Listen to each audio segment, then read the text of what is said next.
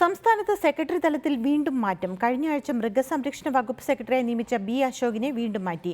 MK ദാമോദരനെ സംസ്ഥാന നിയമോപദേഷ്ടാവായി നിയമിക്കാനും cabinet തീരുമാനിച്ചു.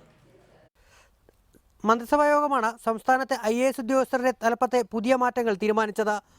VJ കുര്യൻ IASനെ ജലവിഭവ വകുപ്പിലെ അഡീഷണൽ സെക്രട്ടറിയായി നിയമിച്ചു. അന്തർ സംസ്ഥാന നദീജല ഗതാഗതം എന്നീ വകുപ്പുകൾ കൂടി VJ കുര്യന് നൽകിയിട്ടുണ്ട്. കഴിഞ്ഞ ആഴ്ച മൃഗസംരക്ഷണ വകുപ്പ് സെക്രട്ടറിയായി നിയമിക്കപ്പെട്ട ഡോക്ടർ B അശോകിനെ തൽസ്ഥാനത്ത് നിന്ന് നീക്കി. ആയുഷ് വകുപ്പ് സെക്രട്ടറിയായാണ് B അശോകിന്റെ പുതിയ നിയമനം. ഗതാഗത വകുപ്പ് സെക്രട്ടറി ജ്യോതിലാലിന് മൃഗസംരക്ഷണ വകുപ്പിന്റെ അധിക ചുമതല കൂടി നൽകിയിട്ടുണ്ട്. T ഭാസ്കറിനെ ലാൻഡ് ബോർഡ് സെക്രട്ടറിയായും പത്മകുമാറിനെ ലാൻഡ് റവന്യൂ ബോർഡ് ജോയിന്റ് സെക്രട്ടറിയായും നിയമിച്ചു. അതേസമയം അഡ്വക്കേറ്റ് MK ദാമോദരനെ സർക്കാരിന്റെ ലീഗൽ അഡ്വൈസറായും ജോൺ ബ്രിട്ടാസിനെ മുഖ്യമന്ത്രിയുടെ മാധ്യമോപദേഷ്ടാവായും നിയമിച്ചിട്ടുണ്ട്.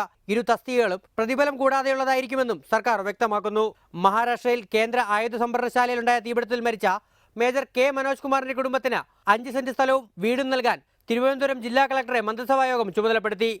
മനോജ് കുമാറിന്റെ മാതാപിതാക്കൾക്ക് ജീവിതകാലം മുഴുവൻ 5000 രൂപ പ്രതിമാസ പെൻഷനായി നൽകാനും സർക്കാർ തീരുമാനിച്ചു.